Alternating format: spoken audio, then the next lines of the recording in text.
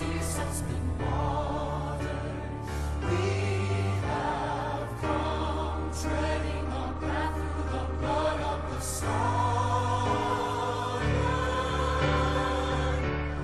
Now from the gloomy past till now we stand at last, where the white beam of our bright star is fast. God of our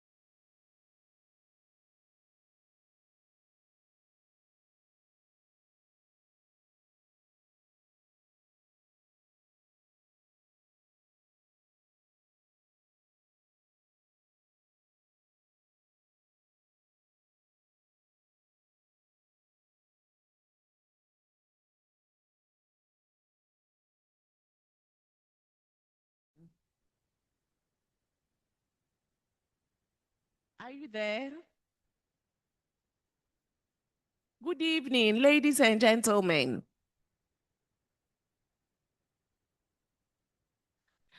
Thank you for making time to join us this evening.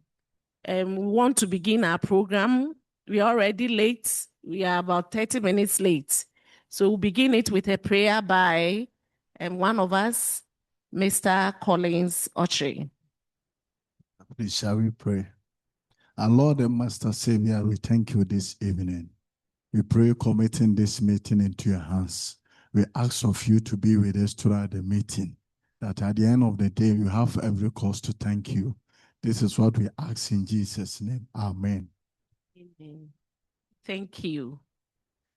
As part of the tradition of the university, every year the university puts together a series of orientation programs to officially introduce the first years into the university and also walk you through and share some important information with you, the expectations of you as students, the services available to support your programs, and to ensure that you have a smooth academic lives. So this evening, we are here to do the last of such series of orientation. We've done that for the past 1 month, both physical and online. This evening is the time for our ideal students. So we meet you virtually. To begin the program, we want to welcome the Director of the School of Graduate Studies, Professor Michael Poku-Buenzi, to give you his opening remarks. Shall we welcome the Director? Thank you.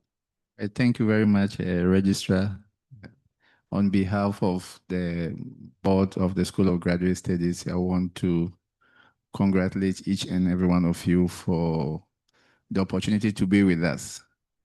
I was talking to one colleague that at the last count, we had almost close to 25,000 applicants to pursue various postgraduate programs on campus. And to be one of them is for us a very important opportunity, one, to learn from you, and two, to share our experiences with you.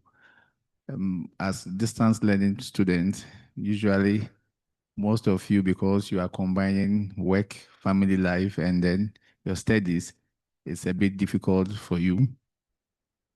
Most of you are unable to complete on schedule, but we at the School of Graduate Studies have a responsibility. Our responsibility is essentially to help you organize your academic life, and then also to avail to you all the policies and the initiatives that the school is pursuing so that you will be able to complete your program on time. So congratulations once again for getting the opportunity to be with us. And as our registrar said, we've been running this orientation for the past 1 month, and this is our last session. You form the majority in terms of the number of postgraduate students that we have. And we are of the view that if we are able to address your concerns, then essentially we are addressing the concerns of most of our students.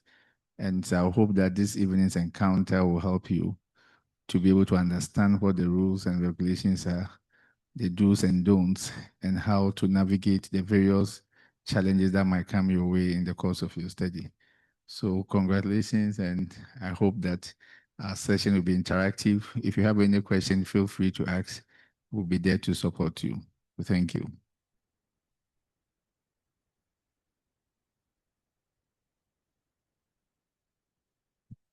Thank you, Director. We want to begin by introducing the other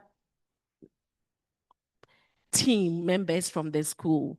We have in our midst our Deputy Director, Professor Godfred Darko, and then our exams officer, Dr. Martin. And we have other team members from the school.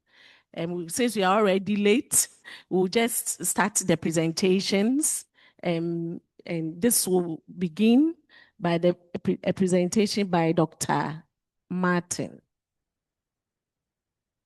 So please stay through, and after that we'll have Q&A as the director indicated. Thank you for your attention.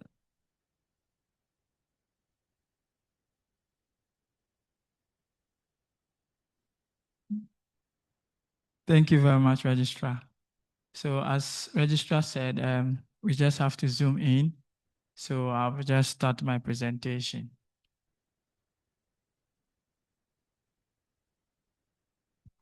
Please, I hope you can see my screen.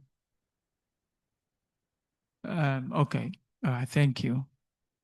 So I'll start by having to show you the School of Graduate Studies website. And so since you are in the comfort of your home or your office, you can kindly do me a favor and visit this URL, which is sgs.knust.edu.gh. When you visit the URL, that's the website, the first thing you see is this beautiful picture during congregation. And at the top of that, we have 4 different tabs. One of the tabs is the academics. If you click on the academics, you get a drop down of 2 tabs there. One is thesis, one is document. Do me a favor and click on the document. When you do, it will open another site, which is shown on your right-hand side. And that is the document for all postgraduate studies on KNUST. So at that site, what I'm just trying to communicate is that every policy concerning your academic life as a postgraduate student can be sorted or can be found at that specific site. So please take some time and then go to those documents. The next one is to inform you about the structure for postgraduate studies. The structure has been divided or categorized into 3 sections. The first one has to do with the local environment, and this comprises of you yourself and your colleagues or your mates. You can bear with me that you have much interaction, or most of your academic journey, you spend more than 70% with your colleagues. And so it is easy to meet with them and then discuss issues that you have. And so that's why the local environment, the first component is yourself and your colleagues. The other is the lecturers or the people that come to teach you or facilitate your courses with you. Many a times you meet them during lectures or online. These are also another opportunity that you can take to ask these lecturers certain questions or certain things that you do not understand if your colleagues are unable to assist you with. So all in all, we have the local environment. Then the next category is the head of or the department. And in the department, there are two key people that you can always speak to. That is the head of department and then the graduate coordinator. By now, I believe most of you have your timetable, and on your timetable, just beneath it or on top of it, the name of your head of department and coordinator is indicated there with their phone numbers and that of their email address. And so again, if you are unable to speak with your colleagues or you do not get any of your answers or questions resolved by the local environment, you can move to the next level and then speak with your coordinator or the head of department. And I believe your issue or questions can be resolved. If all of these levels you still not get or you're not satisfied with your questions, you can now move up to the School of Graduate Studies, and I believe we will be available to assist you accordingly. And the next one has to do with the admission. As it stands now, most of you already have obtained your admission letters and you have either paid your fees in full or 70% as was directed by the institute. And so I just move on to the last two, which is biometric registration. And for us in KNUST, one of our unique identity is the biometric registration. And when that is done, you also undertake what we call the course registration. And this normally is set up by the exams officer. And so when you go into the system, you can be able to register, as in register the courses that you are supposed to take. The three things that I want to really mention in this area is your student number, username, and password. These are three critical things that you need to access any system that we have in KNUST. As you already know, one of the main reasons for you choosing is because of we are the Science and Technology University, and we have developed many systems. And I've just shown two of it on this slide, which is the AIMS app. And I'll speak on that in coming soon. One of the things I want to mention is the Microsoft Outlook, which is shown at the top there. One of the official means of communication is through the email, So if any of you haven't or do not have your email account, kindly see the ideal technician, and I believe he's going to help you out by obtaining your student number, username, password. You should be able to log in into the Outlook with your email address. And I'll show you why it is very important in the following slides. Now, the next thing has to do with the AI course. The next thing has to do with okay. Sorry for that. Okay, so the next thing has to do with the AI course that we are having at the School of Graduate Studies. The idea is to equip all the postgraduate students with some form of AI usage ability. And this is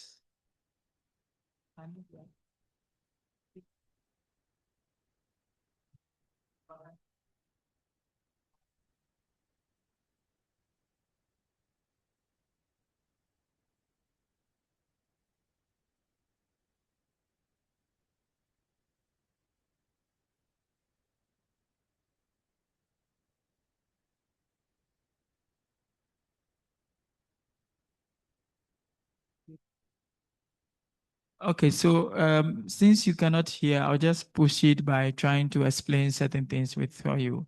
So the AI course is the course code is SGS 551. This is a 0 credit course, and it is a self-paced course as well for a whole year. That is to say that in semester 1 or semester 2 of your course, you can take up this course. And since it is self-paced, it is out of your timetable. That means that you have the flexibility to design your own timetable that suits you to take this course. And so if you design it anytime you want, you just visit myclass.knust.edu.gh, and you should be able to find the AI course there, which is SGS 551. And this course is also going to be on your transcript. And also at the end of every module, at the end of the module, when you are done with it, you obtain a certificate. The concept behind the AI is that, as you all know, in this new age of technology, AI has become one of the tools that we use. And in this area, the School of Graduate Studies deems it fit that you should have some expertise or knowledge in the usage of the AI. And one thing there is that sometimes students may have to use AI to do their thesis, but they forget that a typical example is their referencing. They forget that the referencing are supposed to be in text. That is, it's supposed to be within your thesis as well. But they use the AI, and when you take their book and you go through, you see that the references at the end is not found anywhere within the book. This is a clear indication of they're not able to use the AI to effectively and efficiently. And so this is one of the key areas that you'll be taking to, or this course is going to take you to assist you in having to conduct your research and then be able to put your document together very well without having to be just AI having to do it for you. Now I move on to the duration of your study. In KNUST, we have two main durations. One is the semester base, the other is the monthly base. This chart here, if you look at it carefully, you see one has, MPH has 13 months. The other one has 1, 2, and 3. Those ones are referring to the academic calendar. And so each of you now here have already received your acceptance letter, and the duration of your stay is spelled out clearly there. If you are doing an academic base, then I'll have to tell you that the KNUST calendar this year, it starts in January, and then the first semester will end in April. Then we have the second semester starting in May and ending in September. And then we do course consideration of result, and then we finally will end in October thereabout. And so the first and second semester ends in October. Hence, if you are in academic year, it means that you are supposed to end in October. So October, automatically you are promoted. If yours is dealing with monthly, then it means that we will deal in the monthly calendar. But as ideal student, and I know Deputy Director will throw more light on that side, you have been given an opportunity of another semester. And so if for some reason yours is academic year for 1 year, you have an additional one, additional 2 semesters to add up, for which reason, if it elapsed, then it takes you to what we term as the grace period. It terms as a grace period. And this grace period will bring you to the extension fee, which I'll talk much about it, or Deputy Director will throw more light about later. Now, for all our ideal programs, it has been designed so that you have a semester to undertake some coursework, and then another semester for which you'll be combining a coursework and the starting of your thesis work as well. I have to say that because yours is in these two forms, the first part that it is required or is mandatory that you should have been able to attain 55 plus CWA and passed all your courses and attend all your courses does not apply to you. Because in your case, in the second semester, whilst you are taking some courses, at that same time, you are also supposed to start your thesis work or your project work. And so your case, in your second semester, when you start your thesis, what is required is, first of all, having to know your supervisor. And it varied across departments. For some departments, you'll be required to come and present your synopsis. Then your supervisor will be assigned to you. For certain departments, the department board will also meet as a board, and then they will do internally assign a supervisor to you. When they assign to you, the head of department and the postgraduate coordinator goes into a system and then assign you the supervisor in the system. When that is done, the supervisor accepts it, and then you receive a notification. And I'll throw more light on that notification. When you receive the notification and you are being told of the supervisor that is supervising your work, you schedule with the supervisor, whether weekly or twice in a week, depending on your availability and the supervisor's availability, to now undertake the work. And so when you are done with the work and the supervisor approves of it, then that moves you to the thesis system. The thesis system. And with the thesis system, we call it the Academic Life Cycle Management and Analytics. And the link is shown here as thesis.knust.edu.gh. Again, you need those three critical things I mentioned: the username, the password, and then the student number. And so you use that to log into the system. And this system, this shows the dashboard of the system.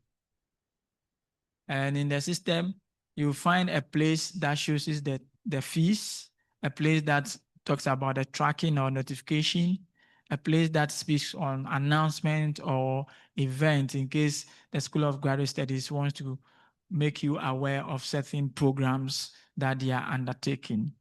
And so for the system, as I mentioned earlier, this system currently deals with the research phase, but the name indicates that it's supposed to be the whole cycle, that is from the beginning to the end of an academic cycle for a postgraduate student.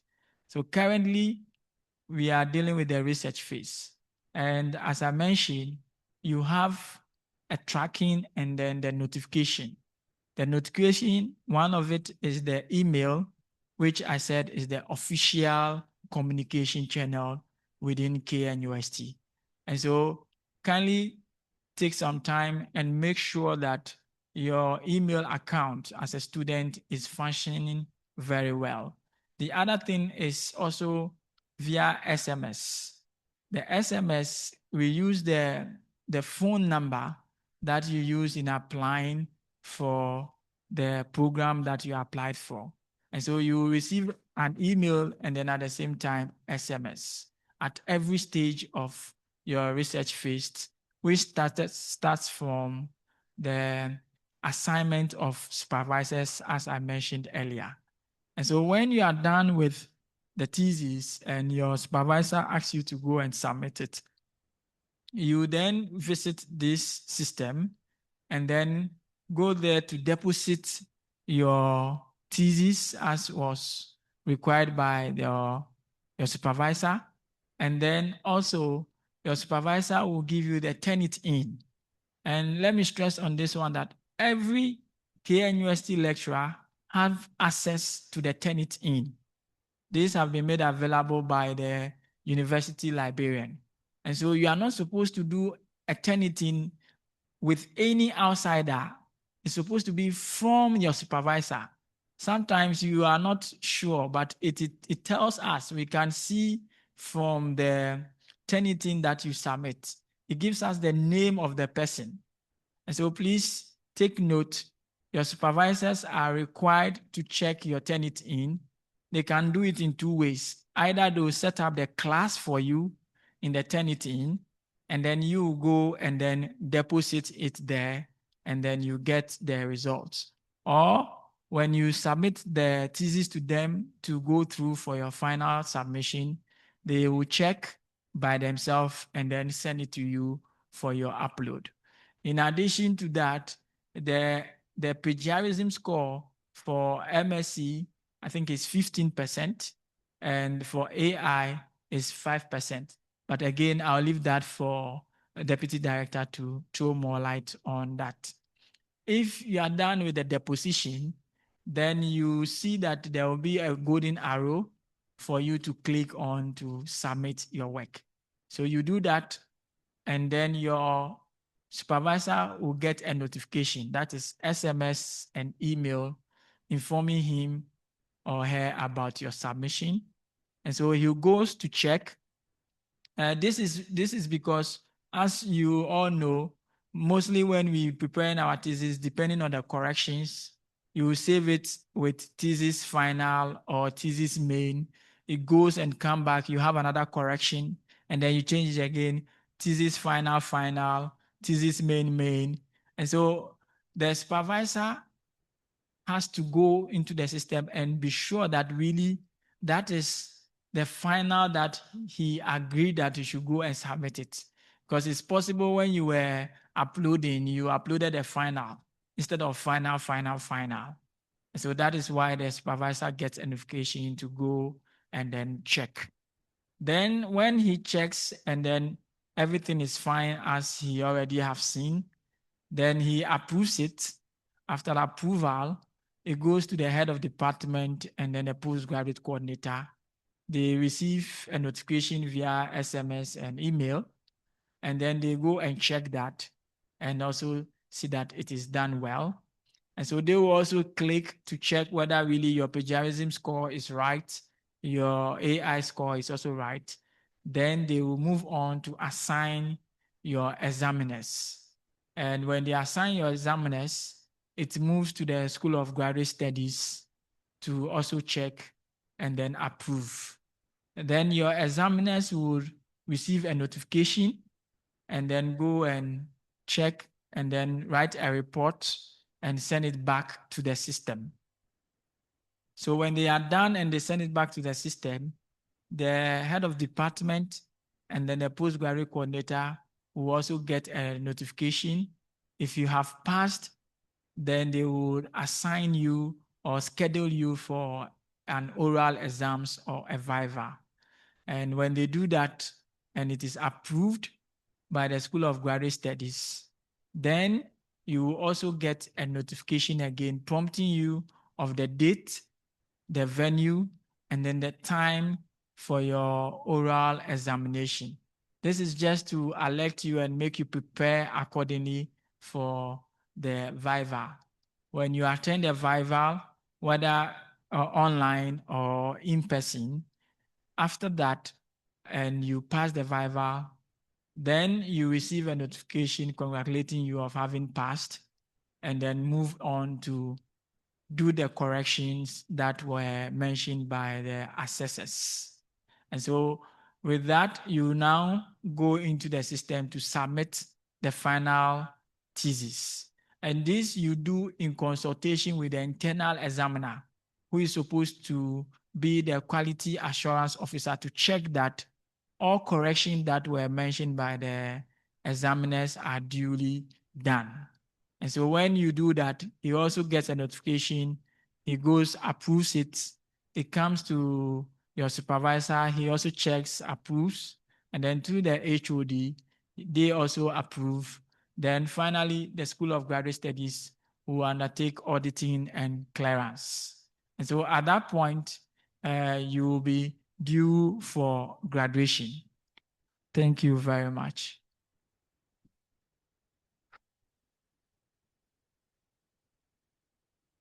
Thank you, Dr. Martin. We'll continue with a presentation by our Deputy Director, Professor Godfred Dako. Thank you very Didi. much. I'm supposed to talk about 4 main items here.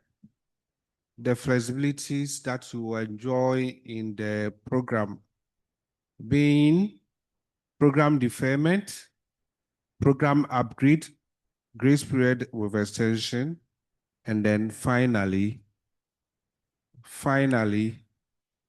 we come to the requirements for graduation. Let me hint here once again that every one of you is a full-fledged member of the graduate school and therefore be encouraged to use your KNUST address, which is your initial plus your surname .st@knust.edu.gh. It's so wonderful to use that because you're going to also get information from us directly into that email. Again, you will be provided SIM cards if you have not received them already. On that SIM card, every month you will get as much as 5 gigabytes of data, of free data. You can use it for anything, including your personal browsing and anything else. Then you also will be given 200 hours of call time to any Vodafone SIM. That should be enough for your work and for all other things. Let me come to deferment of a program.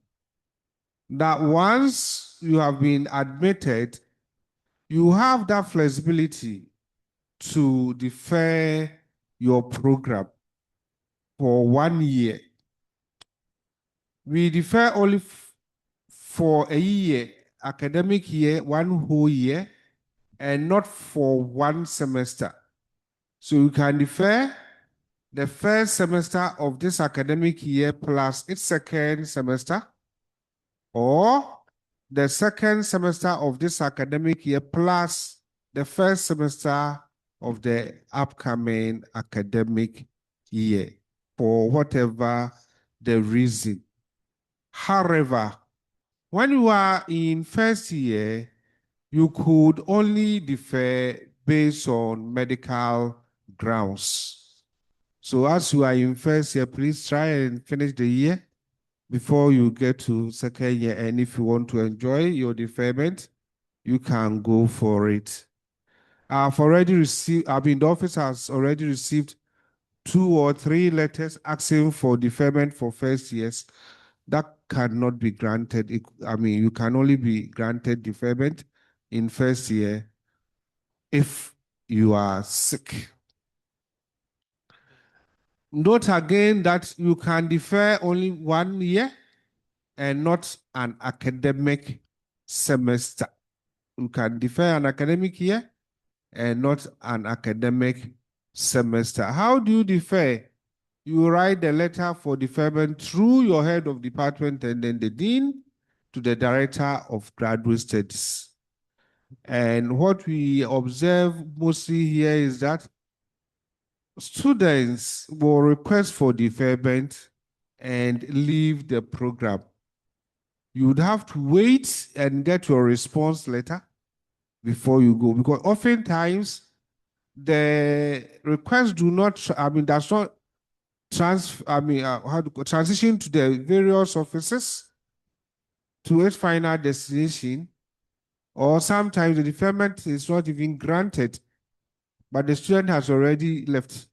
They come back and they are withdrawn, and it's very difficult to track where that letter they wrote 1 year or 2 years is. And therefore, we will ask that you wait till you get response before you proceed on any deferment. Again, you have that flexibility to transition from one program to the other one. Sometimes you have registered a program in the department and want to move into another program in that department. Please go and discuss with the head of department, the program coordinator of your department, and then they will also discuss with the head of the other department and find if there's room for you. Again, you can also transition from your MSc, MA to a higher degree, let's say MPhil. The same vein, an MPhil candidate can also transition to PhD. And these are the requirements. If you want to move from MPhil or MA to, MSc or MA to an MPhil degree, then we expect that you would have achieved a CWA of not less than 70%. So you wait, you are in the program already and you have realized that, oh no, I should have done MPhil rather than MSc, or your employers tell you that, oh no, please go and do MPhil and not MSc that you have registered. You don't need to withdraw and then come again next year. No, wait, but work extra hard to get a CWA of 70%. And then your supervisor or coordinator or HOD will also have to attest that you have demonstrated the capacity to do independent research. And when they write for MSc, MA to MPhil, they will write to the graduate school and the director and his team will look at it most times favorably. Again, if you have registered for MPhil and you want to move to PhD, that one we often do it. Don't panic at all. Do the first year, third courses, get your 70% or higher. Do also your second year, your comprehensive exams, score 70% or higher. Do a draft thesis. Your supervisor will now recommend for an upgrade. So if you have an eye for PhD, whilst you have registered for MPhil, then you will also have to work extra hard to get the 70% in both the third courses that you are doing and the comprehensive exams that you will do. Also indicate to your supervisor, your course coordinator, your quest, your zeal to do to transition to PhD. And they will prepare you for that. The request for upgrade or transitioning does not come directly from the candidate, from the student. You express your request to your supervisor, HOD, or course coordinator, who will write on your behalf through the head of department to the School of Graduate Studies, and they will look at that also for you. A quick thing is that everything that I'm saying here, we are discussing here, is found in the school graduate school handbook. So as Dr. Martin showed you, you go to the SGS website, you click on academics, then you click on the documents. The total number of documents there are just 15. You can read all of them, except for the handbook, which is about 60 pages. The rest are just 5 pages, 10 pages, and 15 pages that you will be able to read over an hour or so less. Dr. Martin showed you the table showing the mandatory period as well as what we call the grace period or the extension period for each of the programs that you are doing. And that is a small table showing up there. The mandatory period is the time given you regularly to finish your program. And that has been clearly spelled out and bolded on the admission letter given you. So when you pick your admission letter, you will see the year stated there. And then just after that, there was wording also for the extension period given you. Please, if you are not able to complete within your mandatory period and you enter into the extension period or the grace period, please note that you have not still completed the program and you continue to be a student, and therefore you are required to register every academic semester. So until you go for graduation, registration, both biometric registration and course registration are compulsory for you every academic semester.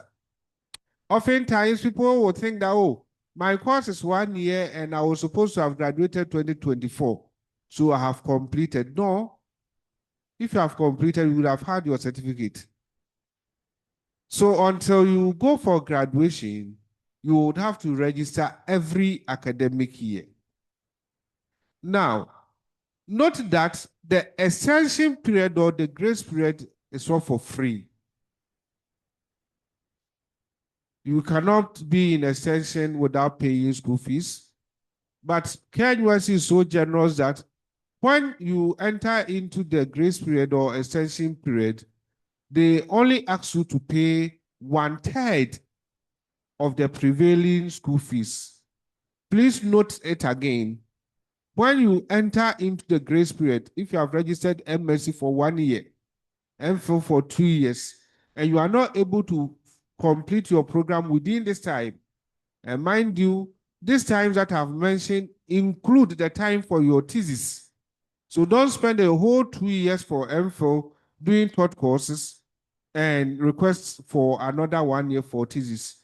The mandatory period encompasses the period for the thesis.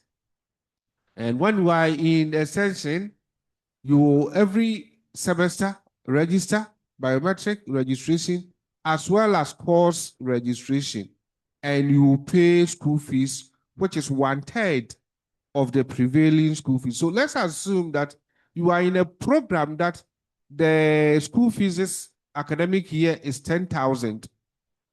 If by God's grace next year is increased to, let's say, 15,000, you are going to pay 1/3 of the 15,000 and not the current 10,000. Note that one. You work out, if you are not able to complete, work out 1/3 of that year's school fees. Usually, it will be indicated on your portal for you. We have already said this, that when you want an extension, you go into the portal and do the request. It's very simple. I'm sure when you do the training on that system, the TDMS or ALMA, you would see how simple it is to request for extension. But then when you request for extension, your supervisors, your head of department should attest that you are still in good standing with them and they would want to work with you.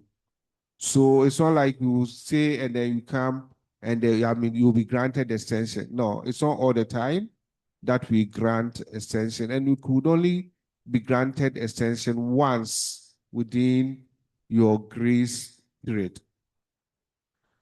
Requirement for graduation. The first one is for MPhils and MScs having attained a minimum pass mark of 50 or more in your coursework. But please note that for you to transition to your thesis phase, you need to have accumulated a CWA of 55%. So even though our pass mark is 50%, your average for you to move to the next level is 55%. So for every course that you are doing, you should target about 95%, knowing that your pass mark is actually 55%. So for you to graduate, you should have accumulated a CWA of 55%. If you do not know how the CWA is computed, it is found in the cover page of the student handbook.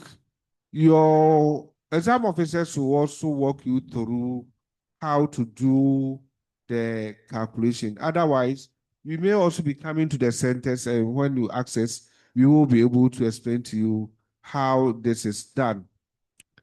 You should also have completed all the courses that you have registered, including the course on AI.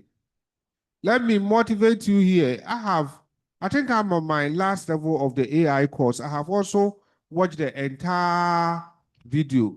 In fact, I'm done with the undergraduate one.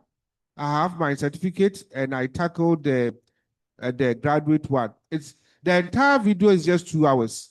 So one weekend you can watch 1 hour, and then another weekend you do the second 1 hour, and you are done.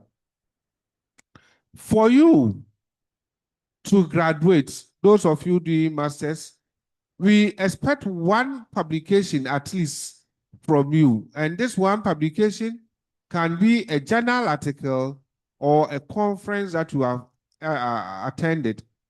Therefore, when you hear of any in-house conference, that is your advantage that you should take opportunity of. Graduate school, GradSac is going to collaborating to organize several write-ups for you, and they will prepare you adequately to write either for journal or do a poster or do a conference talk. And finally, you would have to also defend your thesis. So when you are done with everything, you appear before a committee, a panel of 3, like we are sitting down here. You tell them about your work in 10 minutes. They will ask you some few questions, and then they will give you the pass when you impress them. We are doing this to cure a problem. I know some people who had their thesis ready just when they had their admission letter. They have contracted people to write for them. Members, let me encourage you not to involve these contractors in your thesis writing. Learn the skill. It is a skill that you will need in your career progression, and therefore it's very important to learn the skill of writing.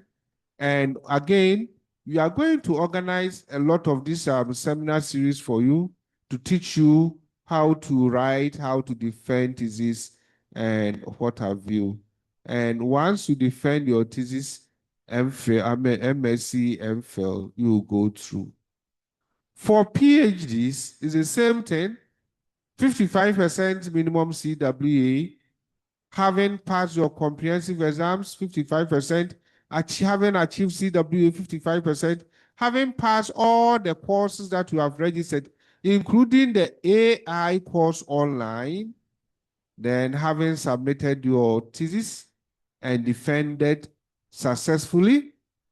2 publications we expect from you, at least 1 journal article and 1 conference, or if you do 2 journal articles, we will be happier. Members, this is the end of my presentation, and thank you very much. Thank you, Deputy Director. We will now proceed to the Q&A, and this will be moderated by Mr. Isaac Dra. Those online, the continuing students, please wait. The training on the TDMS will soon follow. Please wait. Give us about 5 to 10 minutes to take questions and then answer your colleague first, yes, and then we'll continue with the training on the TDMS. Thank you very much. Thank you, Madam. So Q&A. We have opened the floor for many of you to ask your questions. Dr. Martin is still around.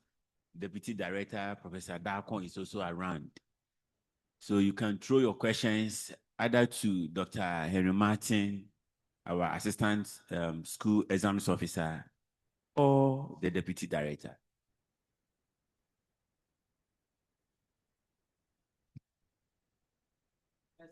Okay. Please, we are listening to your question. We can see the hand up.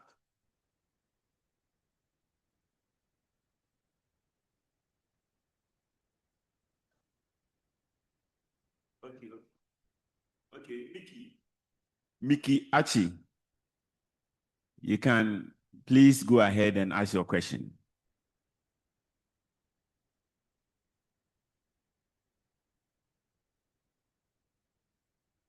If you have, kindly unmute yourself, please. Kindly unmute yourself and then ask the question. Okay.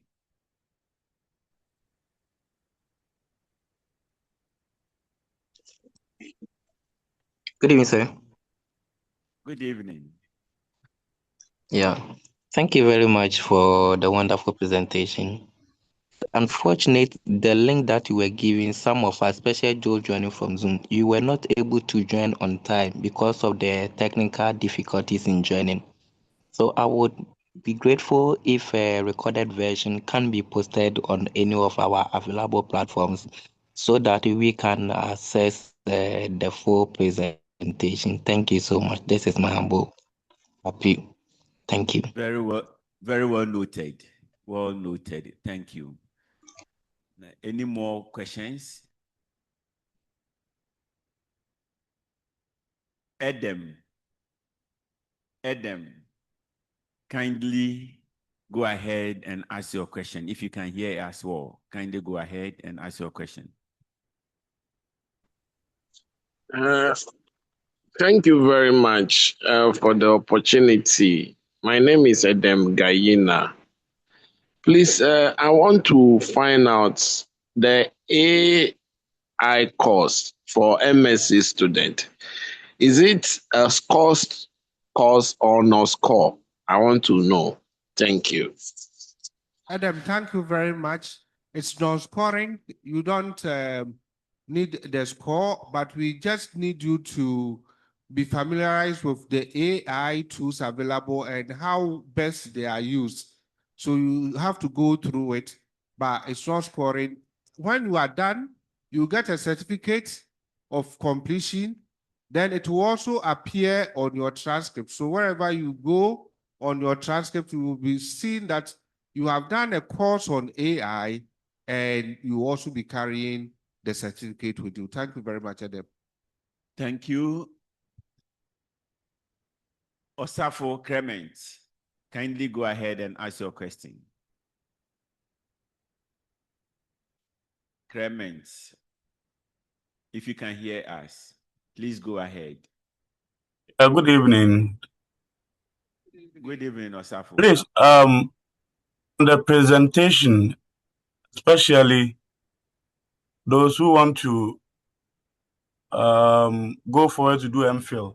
I heard you mention of MSc and other stuff, but I didn't hear anything about MPA. If an MPA student is able to go forward to, do the MPhil and the PhD. Thank you very much, Clement. Because of our time, MPA is equivalent to MS. It's equivalent to it's an MPhil program, and you can always transition to the higher level. In fact, whatever the postgraduate program that you are doing, you can transition to the higher level. In fact, I left out downgrading to the lower level, and that is also done. Thank you. I hope you are clear. Hello, sir. Okay, Princess, the next person, Princess. Okay. Good evening. Okay. Hello, Okay. sir. Princess Tina. Are you okay? Yes, sir. Please, good evening. Good evening. Yeah, please, I would like to ask about the professional add-on. On our Come again. timetable, Hold on. Professional professional what? add-on. In your Okay. Professional submissions, add-on. Okay. yes. So I would like to know about it, what it means. I think professional add-ons are optional courses specific to the program that you are doing. They are not mandatory, they are optional. If you are interested, you just join that course. Thank you very much. Okay, thank you. Richmond. Kunto. Okay, please, Kunto, go ahead. Thank you, Tina. Hello. Yes, please. Yeah, please. I would want to know the email you talked about. Dr. Martin talked about. If you want to reach out to the technical team, how do you go about it? Okay, so let me quickly put a WhatsApp number or a number for you to contact the ideal technician whenever you want any clarification or any answers. So this is the number 0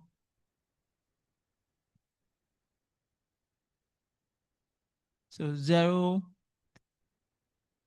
059 22 05922 32 32 181. Should I take it again? Yes, please. Okay.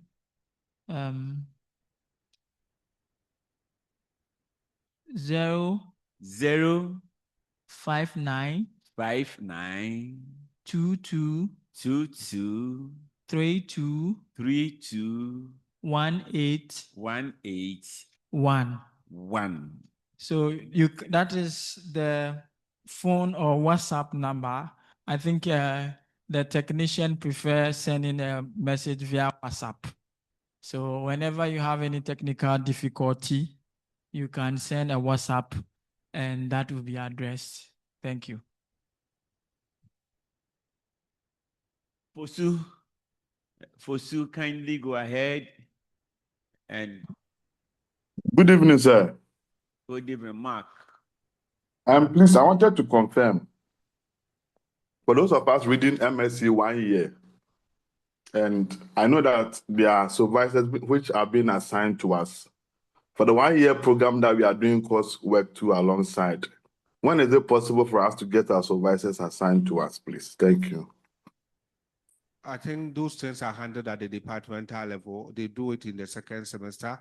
Mostly at the end of the first semester, you would be assigned to supervisors. Thank you. Okay, Joseph. Joseph.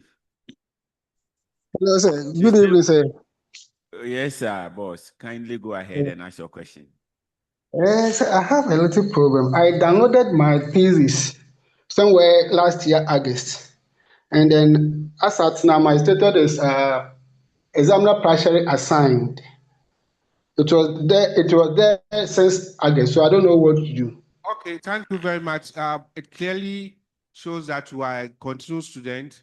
Contact your coordinator, contact SGS, or contact your head of department. This program is for the fresh students and not for continuing students. Thank you. Jonas Tremartin, please, you can go ahead. Tremartin, Jonas.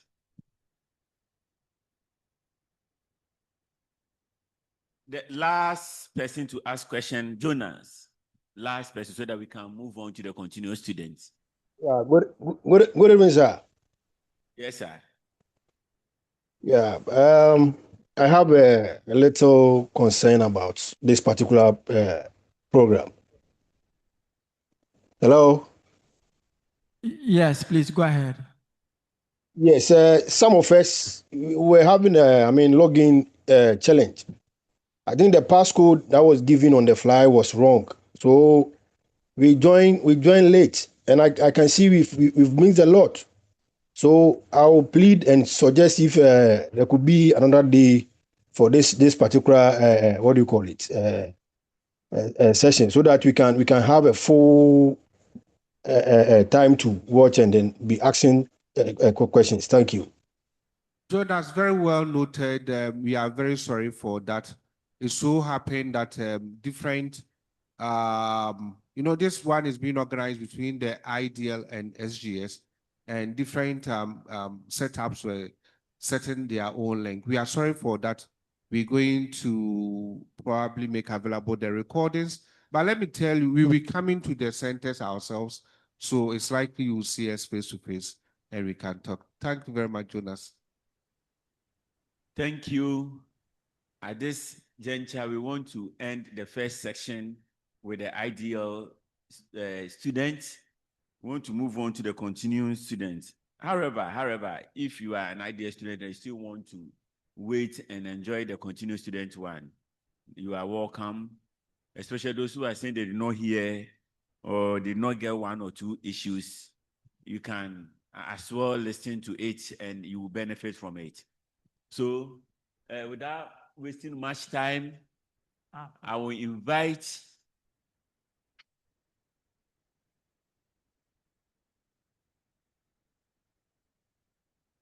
Good. So we are going to invite Dr. Henry Martin once again to take us through the next section with the continuing student.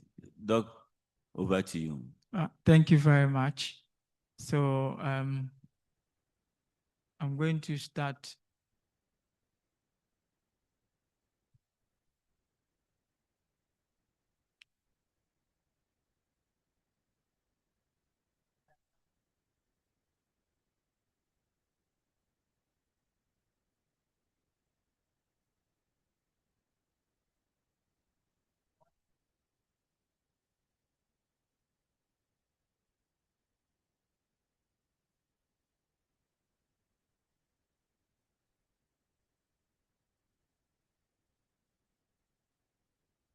Not this one.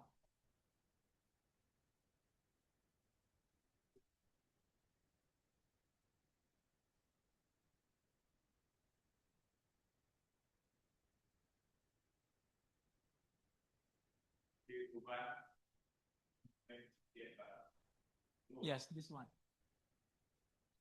All right, so thank you very much.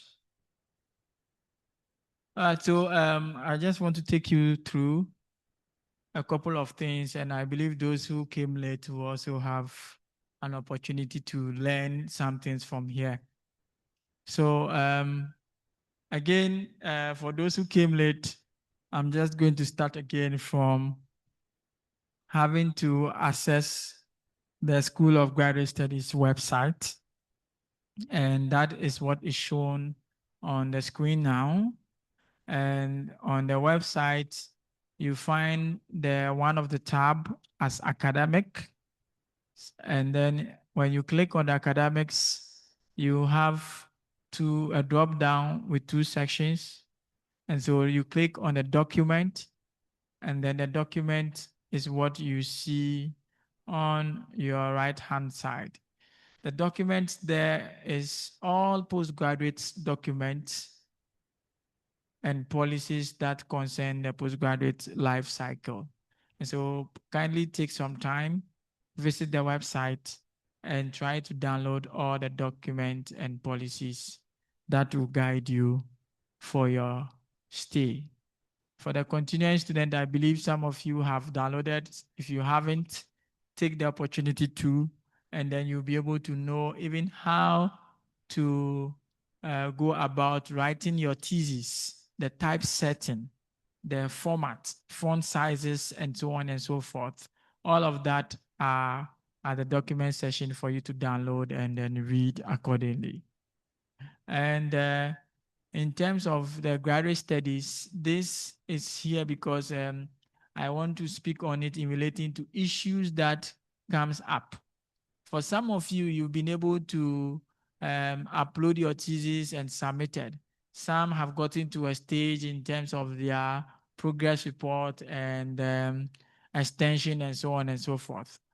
This structure is one of the key structure that helps in your journey, because you see, when you have the first category, which is the local environment, it is a means for you to speak with each other.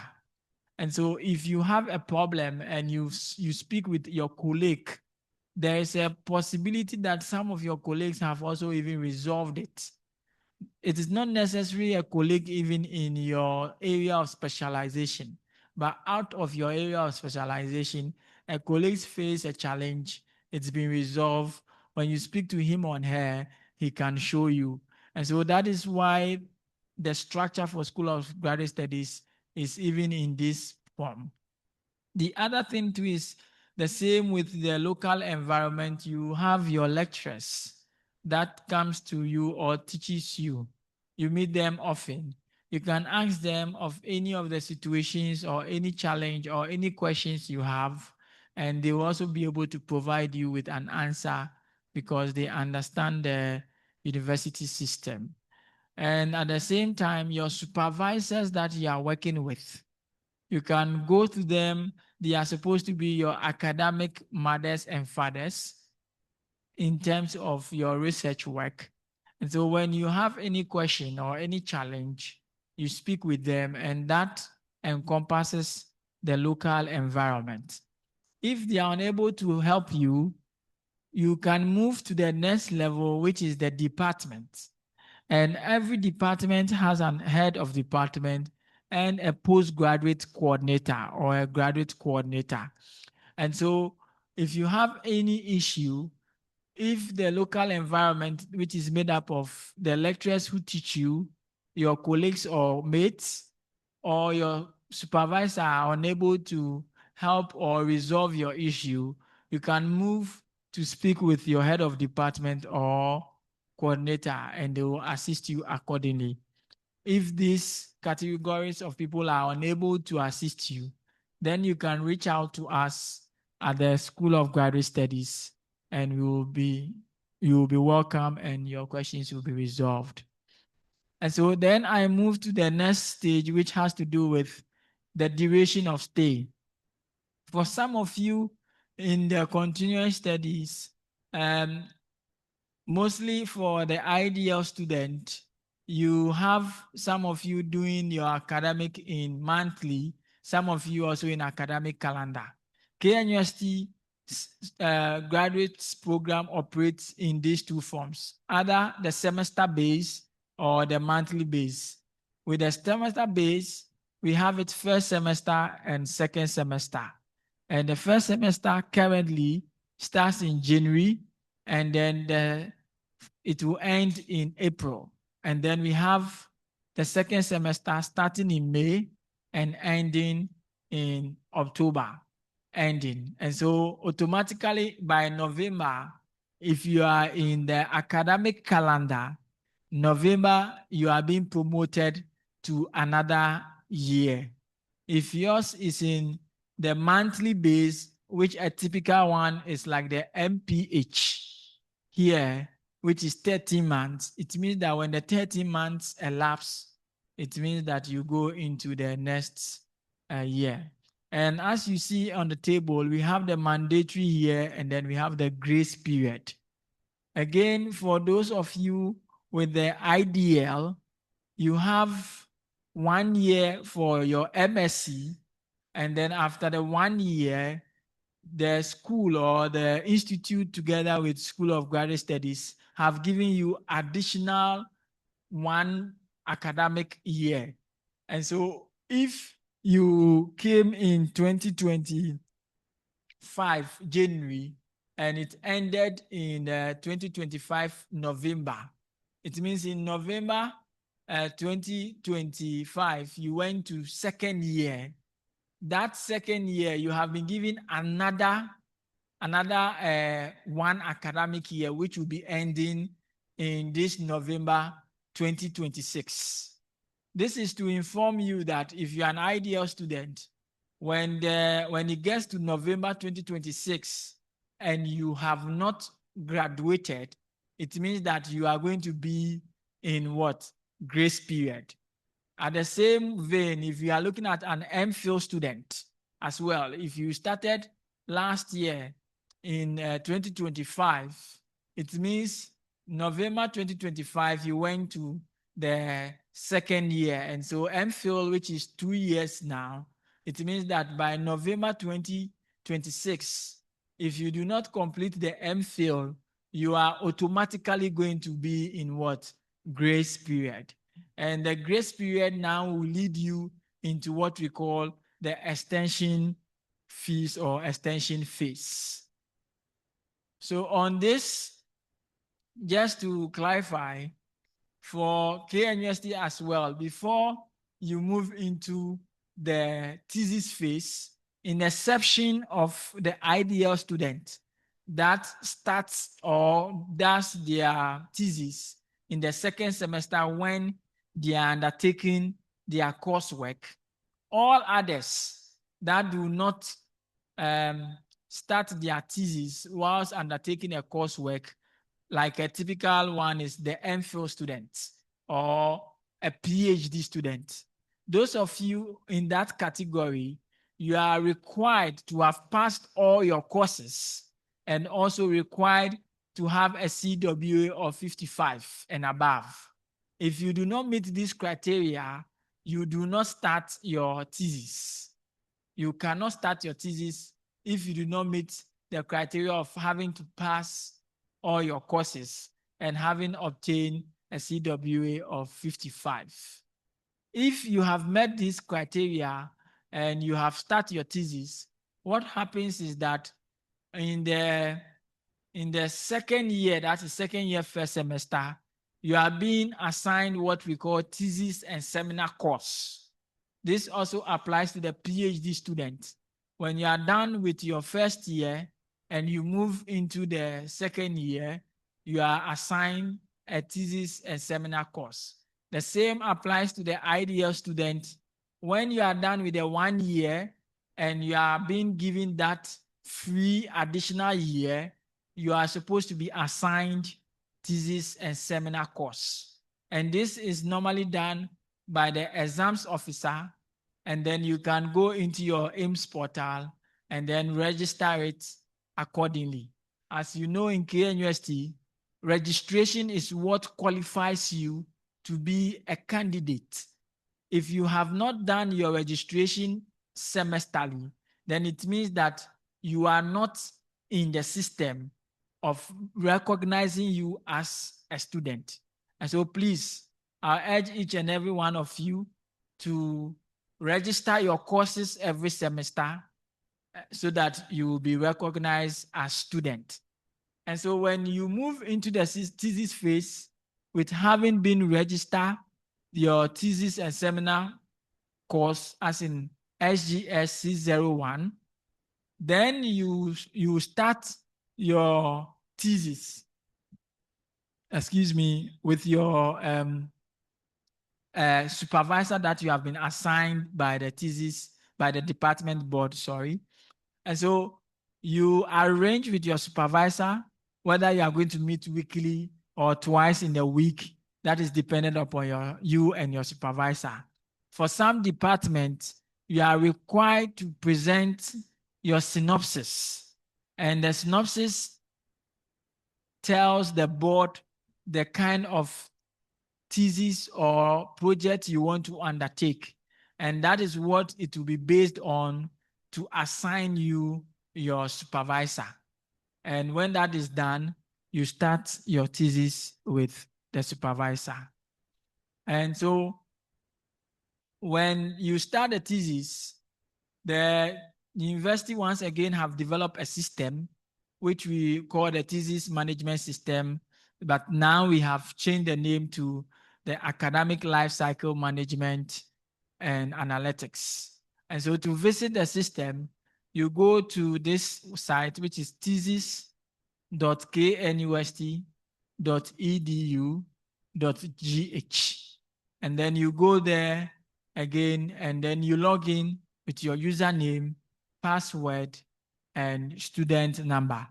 If you have any problem, you can contact the UITS in your college or you can contact the UITS if you are ideal personnel. When you log in, this becomes the dashboard.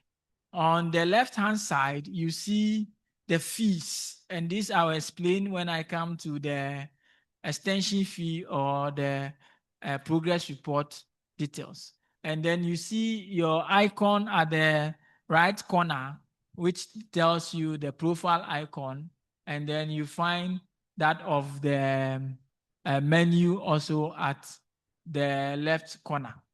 So this is what the dashboard shows you.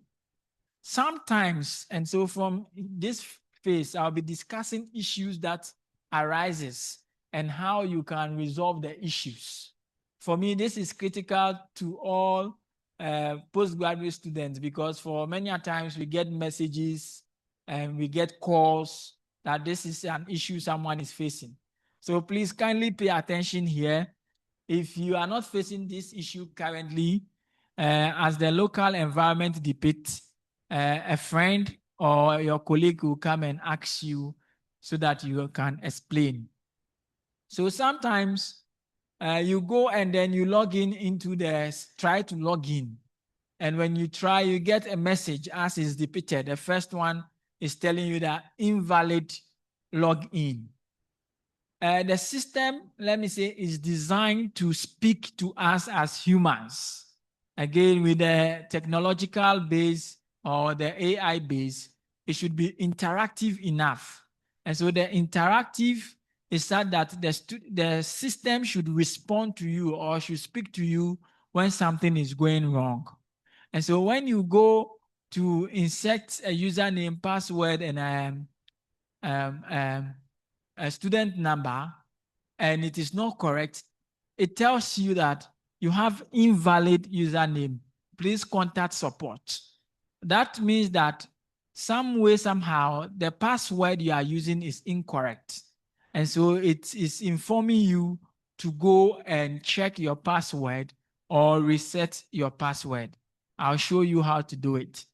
Now, when you continue 5 times, the next message you will be getting is that your account is going to be suspended. And so please contact support. That again is prompting you that go and reset the password. And again, I'll show you how to do it. If you do not listen to the system and you still persist and continue, on the 6th time, your account will be locked. And the system will tell you that your account has been blocked. And this requires you to, first of all, reset the password and also unlock. And so you see, if you pay attention to the system, you just reset it and then you continue. But if you don't pay attention, on the 6th time, you have to now do 2 things: reset it and also what? Unlock or unblock the user account. And so the question is, how do we do that? In terms of the resetting of the password, we have 2 ways. The first one is by visiting this website, id.knust.edu.gh. And I have just given you the 4 steps that you can take to do that. And so the first one, when you visit, you see this screen. Then you move to where I'm showing you, as in forget password. You click there, and then it takes you to the next one, which is the 3rd one on your right. And that side, you click where you have staff and change it to a student. And then you fill in your ID, and then you move on to reset your password. The second option is by visiting this link in the AIMS app. The link is there, and that again, it will open to you this AIMS app. You have 3 steps to go through. You have to follow the steps carefully, and then you can be able to reset your password. Let me say that, my fellow ideal students, please, when you are trying to insert your username, please, it is at ST, which is noting student. st.knust.edu.gh. It is not at IDL. Every student is at ST. And so please take note of that. And then when you are to insert your email in the AIMS app, you add it accordingly. But in the thesis system, it is just the username without the at st.knust.edu. All right. If you are done resetting the password in the first instant and you obeyed and listened carefully to the system, all you have to do is now go back and log in. But if you did not listen to the system and you continue to persist and your system is blocked, then after resetting, you have to now come and unlock. And so this is the process for unlocking. On the dashboard, there's a place that I have circled, as you can see. You go and click there. And when you do that, it brings you this place for you to enter your destination for and click on it to receive an OTP. Let me say that in KNUST, we have two main ways of communication. One is through email, that is the formal email account on Microsoft. Two is by SMS. And the SMS will use your phone number that you used in applying for the program that you were accepted for. And so if for some reason you have misplaced the phone number or you can't find it, kindly visit the UITS at your college, or if it is IDL, kindly get in touch with the IDL UITS technician to resolve your phone number. The reason is that the OTP here only goes to that phone number and no other phone number. So someone said, I have tried it, I'm not receiving it. Yes, it is because it is not the phone number you used that is in the system. And so you have to get it resolved. The other way that I mentioned earlier, which is the official communication, is through email, and I'll speak on that later.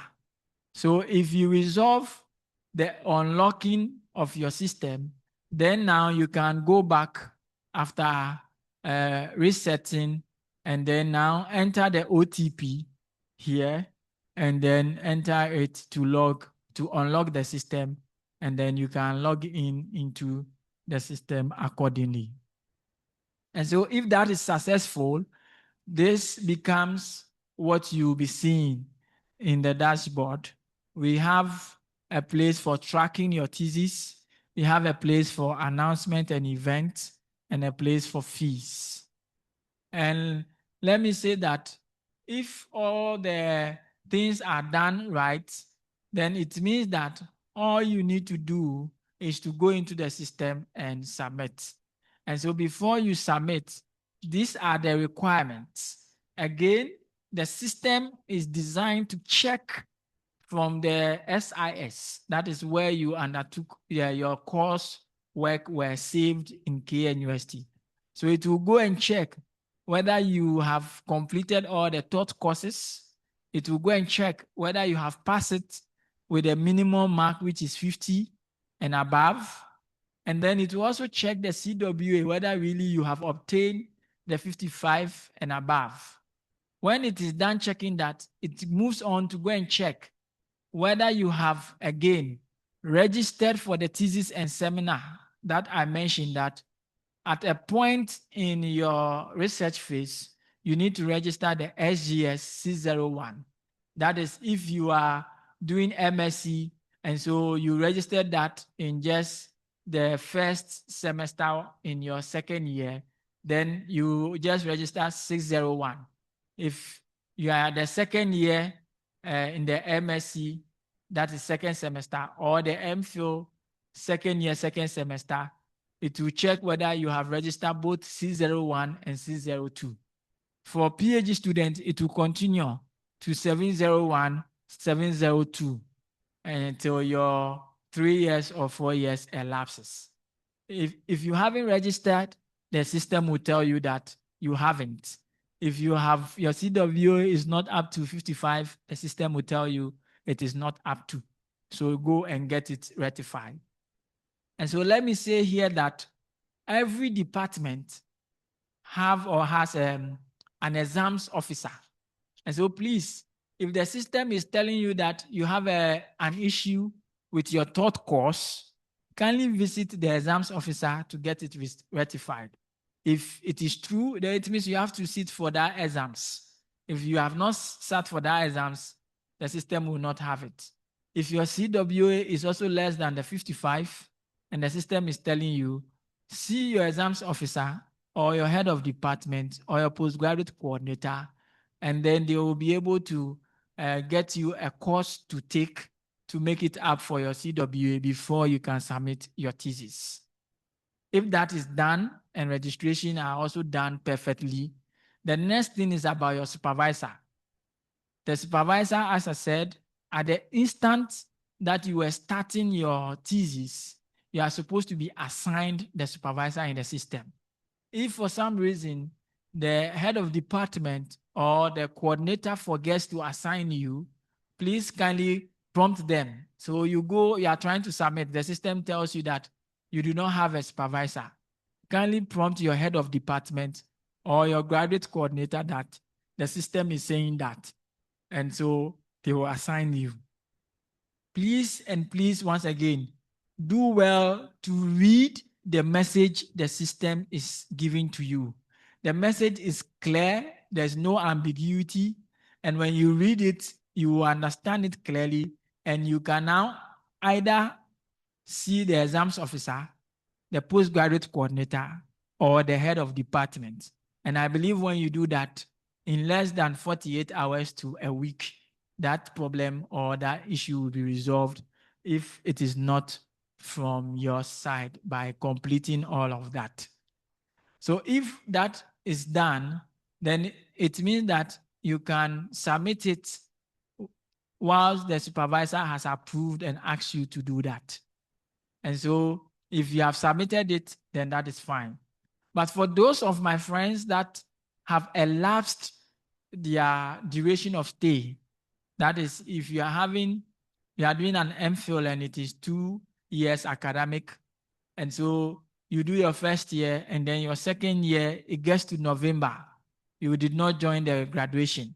It means that automatically you are going to grace period. And for my ideal friends that are also doing 1 year, but the institute and then the School of Graduate Studies have given you an additional 1 year. If also it gets to November and you have not graduated, it means that it is also putting you into grace period. And so if you are like these two scenarios, which also applies to PhD students, you get to your 3rd year or 4th year, and so it elapses. It means that the 5th year, you are going to be in grace period. If you are one of those, then it means that the system will also come and check whether you have a progress report in the system. Now, as I've put there in green, the progress report is supposed to be initiated by you, the student. In fact, this is a place that I'll take some few time to stress on. The progress report is supposed to be submitted quarterly, every quarter of the year. And it is important to do that because for the management of School of Graduate Studies, that is a place where if there are any issue, they can be able to go and then check that within your stay on KNUST campus as a student, in terms of your research, what has been happening every quarter. Many a time students will come and say that, well, I'm having this issue and that issues. But there is no progress report to validate or an evidence to really be sure that really this is what the student is saying and it is true. But if you were submitting your quarterly progress report, then it means the School of Graduate Studies have an evidence upon which they can use to resolve your issue, for which reason you went into grace period or for which reason your stay has delayed. And so please, for the MPhil student, the PhD students, and the master students, whenever you get to your research phase and the quarter pass, please try and initiate the progress report, and then your supervisor will go and read it and then also evaluate it. And it goes to your HOD and come to the School of Graduate Studies for future purposes, which serves as evidence of what is happening within your research phase. But in the period that you are already in grace period, it means that when there are progress report already in the system, all you need to do is now to go ahead and initiate your extension request. Again, because the progress report was designed in such a way that it should be quarterly, if a progress report exists or spends more than 6 months in the system without another progress report or without an extension request, it means that you will have to do another progress report. Please note it carefully. The progress report is designed for you to do it quarterly. If you do not do it, it means that there is no evidence to speak or to check on your behalf. If you do it and then it elapses more than 6 months, it has expired. And so you still have to do another one. And so please note, if you are to do an extension request and you go into the system and the system tells you that your progress report is more than 6 months, and so your supervisor is supposed to do another one, it means that you have to go back and do another progress report. So please note that the system always speaks to you. Just read what the system is doing and then consult your exams officer, your HOD, or your graduate coordinator for more clarification. Now, if you have passed by all of that and the extension is approved, you will get the fees that you are supposed to pay, as Deputy Director mentioned earlier, which is 1/3 of the current school fees, which is the prevailing school fees. That is 1/3 of that is what you pay as the extension fee. In a way, someone will say that you are supposed to charge the whole school fees, but the management of the university has been gracious enough and have seen that, well, they can give you 1/3 so that they take the 2/3. And so I think that is a good thing for the management.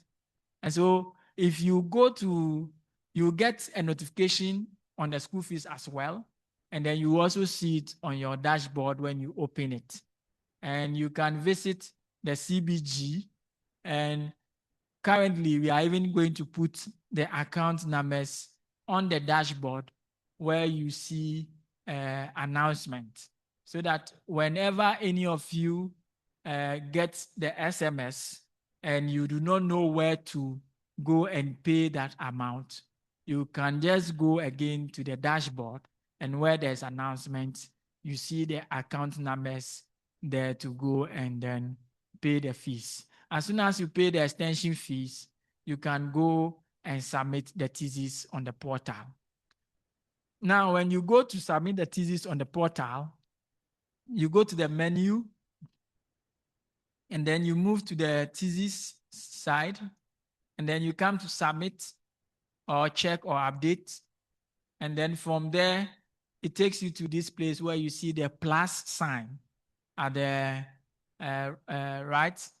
right corner there. So you click on it to create your submission. So normally when you create, it is for you to read and then declare that all information and everything you are giving is correct. This is a contract which is binding. And you all know that when you do not, you go against it, it means that you have found wanted in it. And one of the critical things there is like the plagiarism score and that of the AI score. Okay, so please, as you click on this, remember that you are having a contract with the university to say that all the information you are giving is correct and right. And so if you give a wrong information about your plagiarism call and it is noted, it means that you have violated the contract and it is non-academic. The same applies to the MPhils and the PhD, that the publications are required of you. And this is to those who will be graduating in November. The publication and are required of you. And so you have to also submit them. Again, if you don't submit it where it is and you go and upload your thesis instead, it means again, this contract that you are signing with the university, you are violating it. And that also have its own consequences. So when you click on it and you have issues that I mentioned earlier, these are some of the communications the system will tell you. So it communicates with us. It will tell you something about your grace period. It means that you are in grace period. You have to go and resolve your progress report and extension before you can submit. Maybe you've not completed your coursework. It will tell you haven't. So you have to go and do it before. These are issues that can come up if you did not meet any of the requirements that you were supposed to before coming to this stage. And as I've informed you earlier, if you haven't, you go and correct it. If you have, then just contact your HOD, head or postgraduate coordinator, exams officer, and that can be resolved within 48 hours and 72 hours. If you don't have any issue, then all you need to do is to come and upload your thesis, upload your plagiarism score, your Turnitin results, and then also if you have any extra documents. In fact, the extra document for now can be your AI score, but in the subsequent month to come, we are going to also add the AI, because now it is a policy to have AI of 0% for the MPhil students and then the PhD students. And for the MSc student, the AI score is supposed to be 5%. And so that will be added to the system. And so you can find a place to also input it in. If you fill all the places correctly, as I've shown here, then it means that you can click on it and then deposit it. Please note that the first button at the top, it is thesis submission. You know, in our submission system, we have 3 categories. We have the thesis submission, we have the resubmission, and then we have the final submission.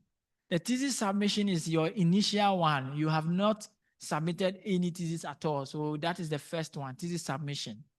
If you submit and then it goes through the processes of your examiners and the assessors, and some way, somehow, you are failed, then you come and do another submission, and that is resubmission. Because your first one that you submitted, the assessors failed you, and so you do a resubmission. But if you are not failed, then that is where you go through everything, including your viva, and then you pass. And then for you to do the corrections with your internal, when you are done, then you come and click on what? The final submission. And so please note, the very first time of your submission, it is always supposed to be thesis submission.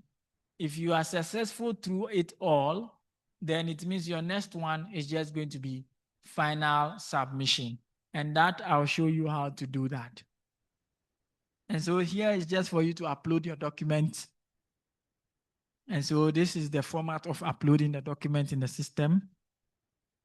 And so just like the way we upload everything in our normal systems or upload it on the cloud.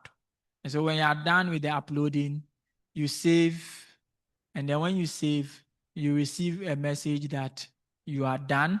Many times when the system says, thesis has been successfully uploaded, or it says, or deposited into the system, then the students will leave it because he thinks it's done.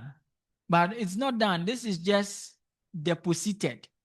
So when you click on this, it has been deposited. It has not been submitted. It's just like your email where you go and then draft an email. If you don't go and click on the submit or send, it does not send it to the person you are writing the email to. And so that is the process. When you deposit, again, due to the notification, you get an SMS, and then you also get an email in your Microsoft informing you of your deposition. After deposition, you see this dashboard, and kindly pay attention to the place I have circled with the blue ink there. That is a means of you tracking your thesis. That side will continually change from time to time. At a point in time when you deposit, it tells you that similarity score is passed.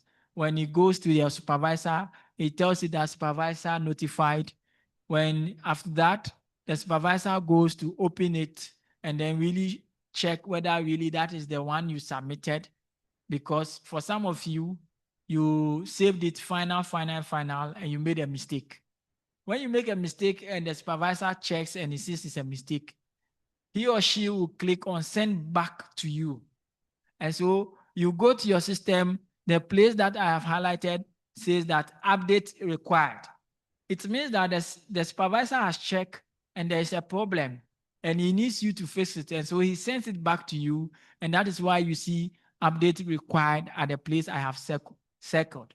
And so you are supposed to call the supervisor to find out why or what is the problem or what was the issue that is why he has sent it back to you.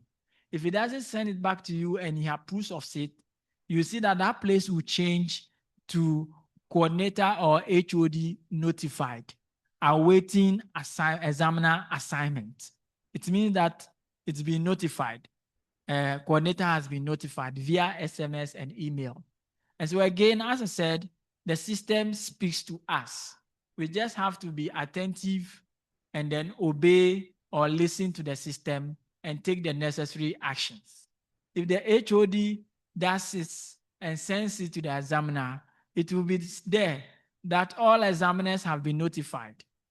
If they go to download and then they are done with the thesis and they send their report, it will indicate all examiners have submitted, School of Graduate Studies notified. And so that place I have circled, please kindly let your eye be on that portion, and that should inform you the stage of your thesis after your submitting or after your submission, and then you know what to do. If for some reason you do not understand, but I think that is clearly enough for you to understand. But in any case, if you don't, you can again ask your colleagues or mates to explain to you. If they can't, your lecturers or your HODs can equally explain to you the meaning of the words coordinator notified. Okay, so I move on, and as I move on, you see that that is the place I keep highlighting to you.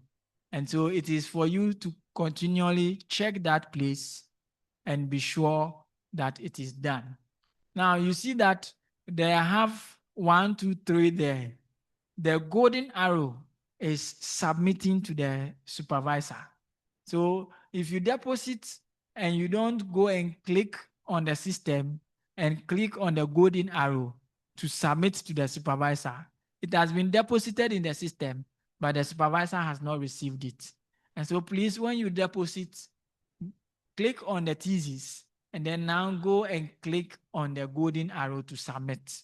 If the supervisor checks and there's a problem and he sends it back to you and you see the update required, then it means that you can click on it and click on the pencil. The pencil is the edit button for you to now move ahead and go and edit the work or the upload. Maybe the supervisor showed you the correction, you want to do it, and then now you want to upload a new one. When you click on the edit button, it will open the page for you to now go and click. If there was no problem, if you submit to the supervisor, you see that the system communicates to you again in green, and again, the place I circled blue will also change to you that supervisor notified. And so these are the steps in which one has to undergo when he or she submits his thesis to the supervisor. When the submission is done, it is for the HOD and the postgraduate coordinator to take the steps for you to go through the examiners. And then after the examiners, the report will come. If you have passed, you will move ahead to do a viva or oral exams. That is the MPhil and the PhD.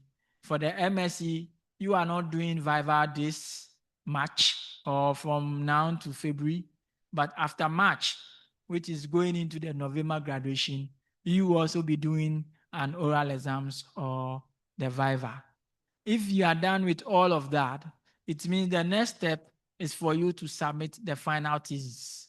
And again, as I said, you liaise with your internal examiner, and then together you get the corrections that you were informed about by the examiners.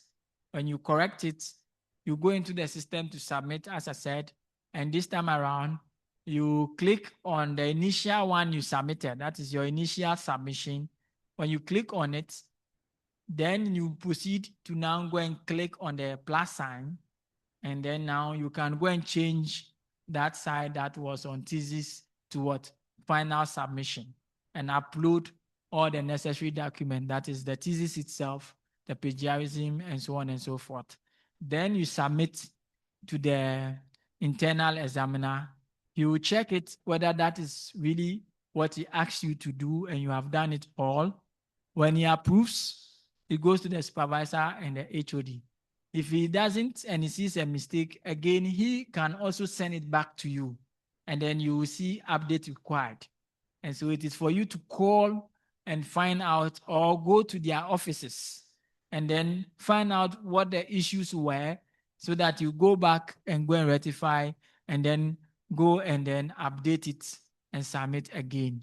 Okay. So all the people in the chain, that is your supervisor, the coordinator, or the HOD, they can always send you back the thesis if you did not do something wrong. And whenever they send it back to you, you will see update required. And so it is for you to go to their office and then ask them so that you can correct it.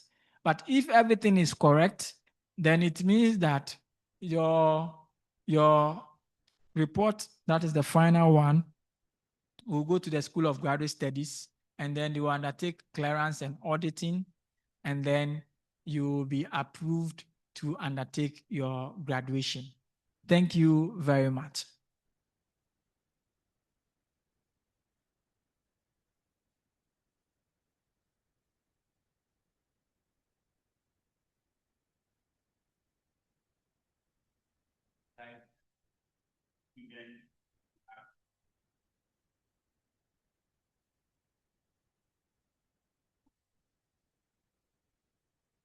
Hello, questions?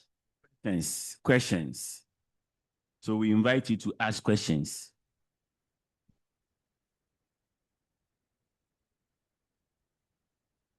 So kindly ask questions so that Edward Eshen, kindly go ahead and ask your question.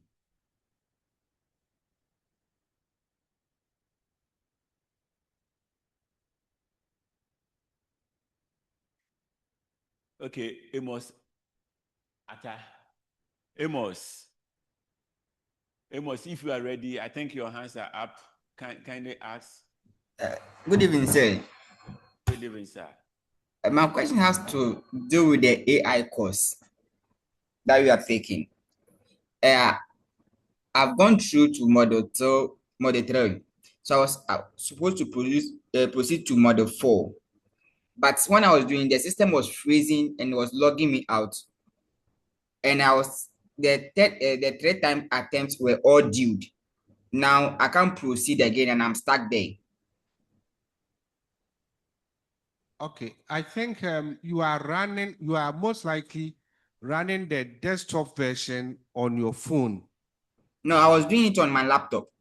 You are doing it on your laptop. And the video was breaking at a point in time. And before you get to know, the system will still restart itself. And you see, it will submit. It will give you another attempt. You do, it happens like 3 times, all the 3 times, it happens. So now I'm stuck at step 4 to unlock. Okay, that's fine, Amos. That's fine, Amos. I will communicate this to the developers, but I have also gone through it. I watched all the videos, and then was it 2 weeks ago or last weekend? Yeah, 2 weeks ago. I went through the system like a student. I didn't face this kind of challenge, except for when I was using my phone to run the desktop version, it was giving me that problem. I think it could be a network issue or something, but I'll communicate this to the developers. Thank you very much. And say, yes, the next go question. ahead. We are doing the MSc cybersecurity. During the course registration, the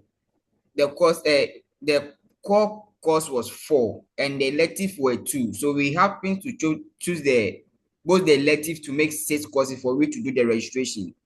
Later, when the timetable came out, they will know that the course was supposed to be that 4 year, 4 year, 5. The course subject was supposed to be 5 and 1 elective. We did it now. They've updated our course for us, but we are still having the other one we unticked in the virtual class. So when you go to the virtual class, you are having 9 courses there.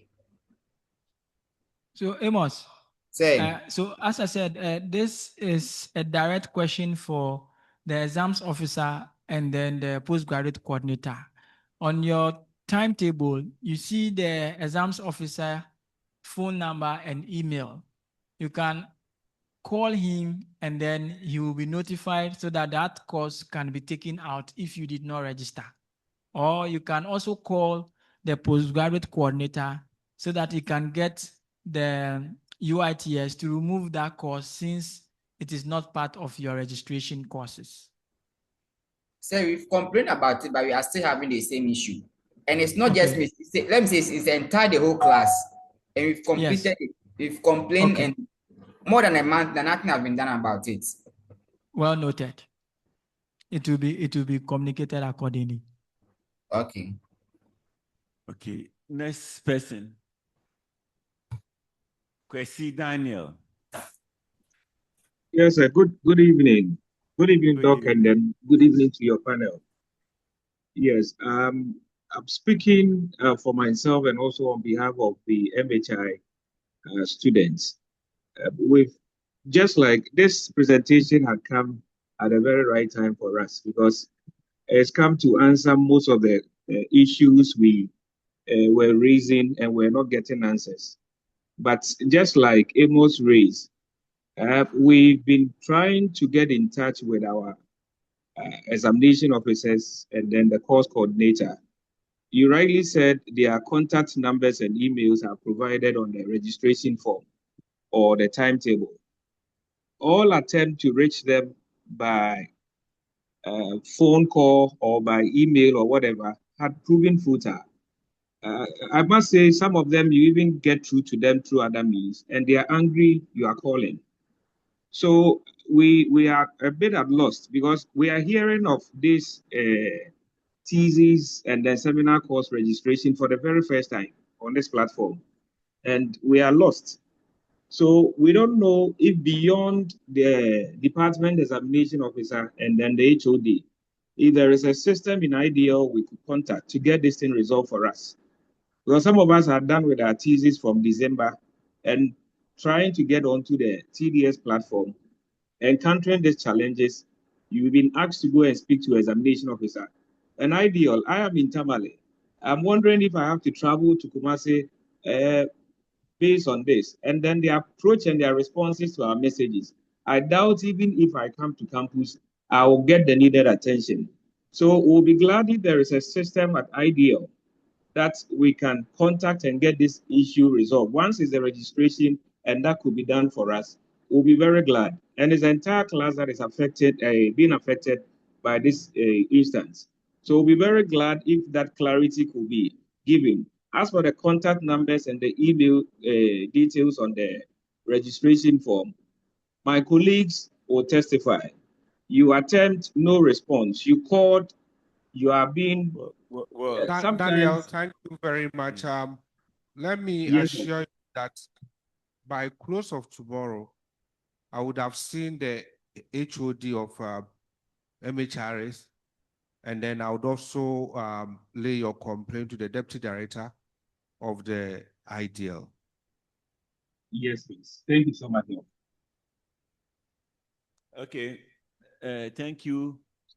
Next person, Gideon Opoku. Gideon, if you are ready, kindly go ahead and ask your question. Okay, thank you very much, Doc. I wanted to be clear on this. So when you were explaining, you said in the future there will be AI mark on the system. I don't know whether that do not apply to those who are about to graduate in March.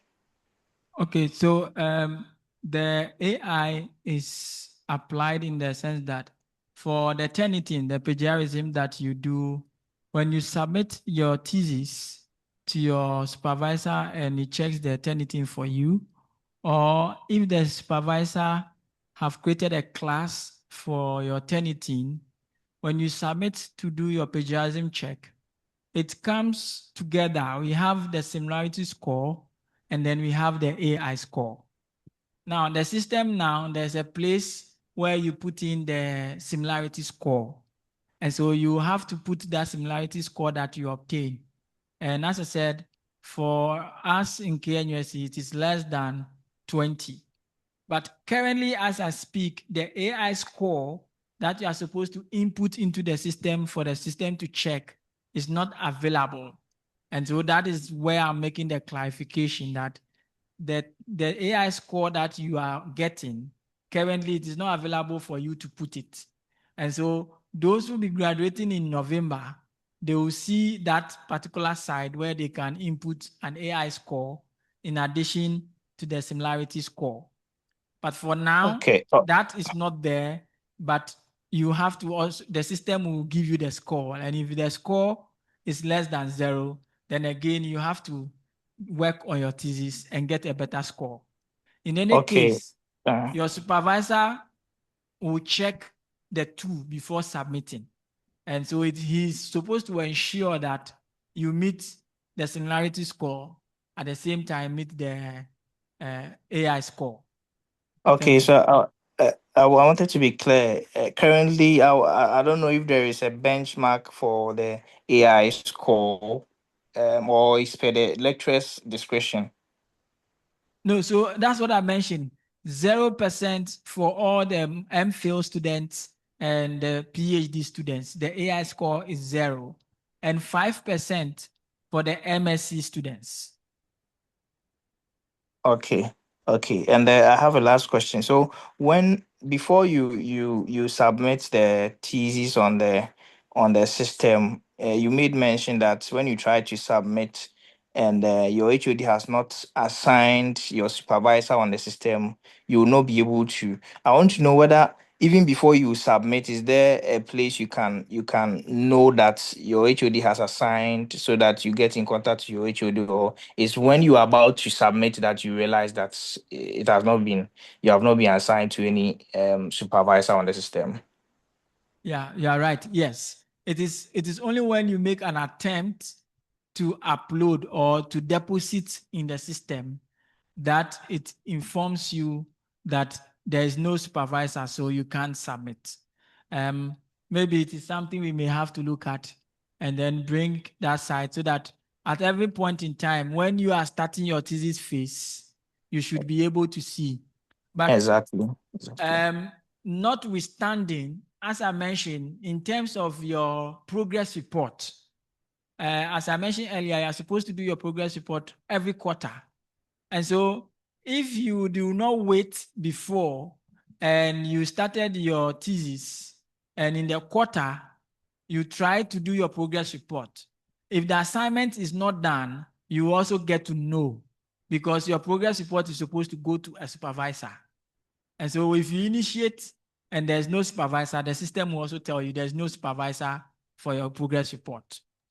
So it is two forms. Either you get to know in the quarter within the starting of your thesis or project, when you try to initiate your progress report, you get to know. If you don't, then the only time you will get to know is when you are doing the final, you are doing the initial deposition. But I think this is something we can take and then add on, so that as soon as it is done, you can also be able to view in the system, just as the HODs and the supervisors also view that this is their student. Yes, please. Thank you very much. Next person, Emmanuel Elipim or Elikim. Ima or Afum, if you are there. Opoku.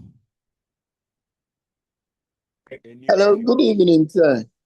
Good evening. Okay, my issue have to do with the reset of the password.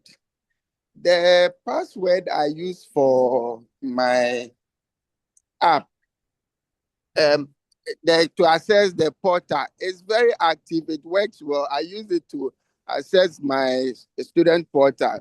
But when I used it on the TMS link, it doesn't work. And I think I've tried it a number of times and I've experienced what you mentioned, that's in the account being blocked. Now, if the password works on the other app, do I still need to reset it again? So this was an issue with students that have spent a lot of time with us in KNUST. I should be able to give you the specific here, but notwithstanding, if it is working in the other one, go try reset it, and then when you reset, it takes 24 hours to synchronize. Okay, so reset it after 24 hours. You should be able to have it work on all KNUST system. But now that yours is blocked, you have to go and unblock it first before using the one you have reset for. So please take the time to do the reset and wait for 24 hours, and then that will be synchronized within all KNUST systems, and you can use the new password that you have reset. Okay, so if I'm getting it right, I should go through the reset process to entirely reset the password again, and then now use it on the process. Yes, but please, since your system is already blocked, yes, you have to also go and do the unblock. Okay. I hope you get it. Yes, I'm trying to process it in mind. But please, is there any way we could get assistance in case I go through all this process and So still... I share the phone number.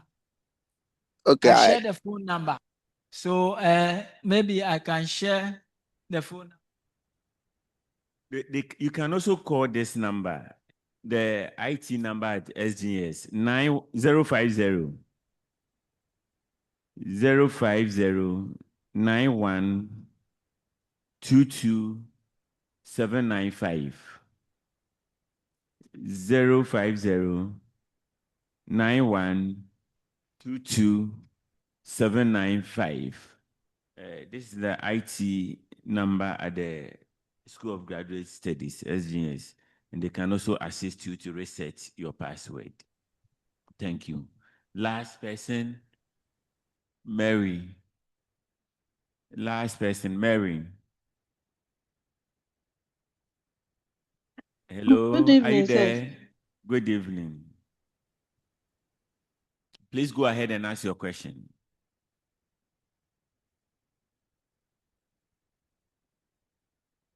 Mary, are you there?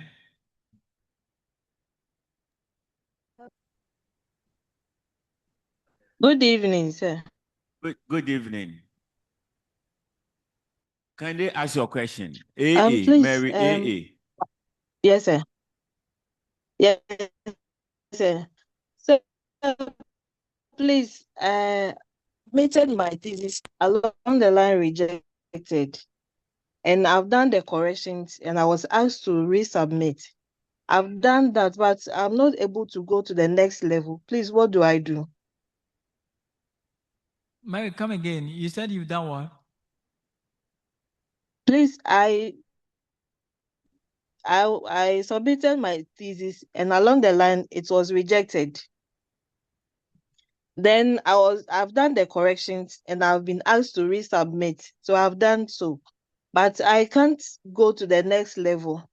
I contacted my supervisor, but the internal examiner, but she said she has approved it already, but she doesn't see why it is not appearing on the dashboard.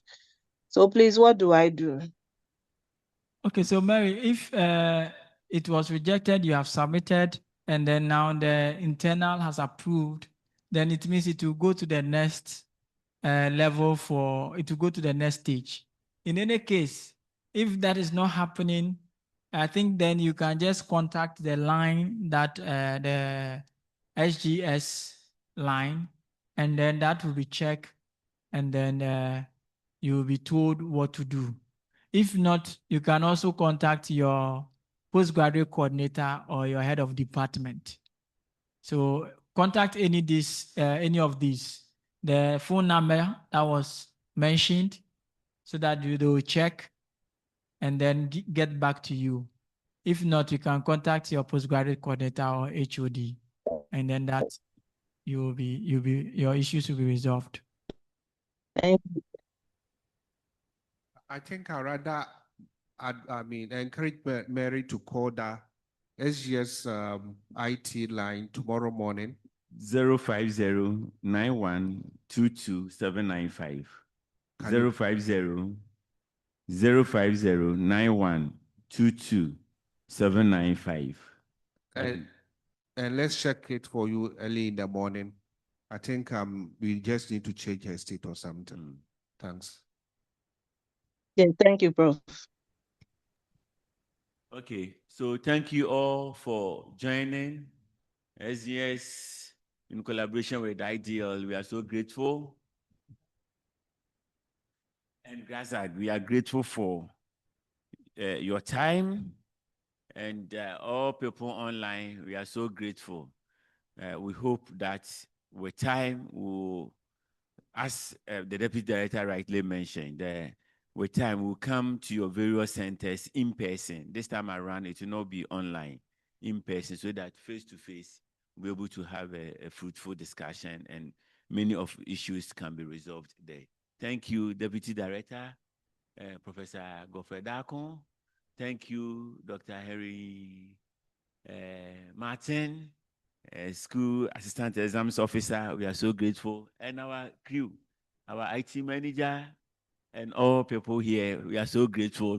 Our video man, hey, and another woman. Thank you. Very, very grateful. We thank our director who is out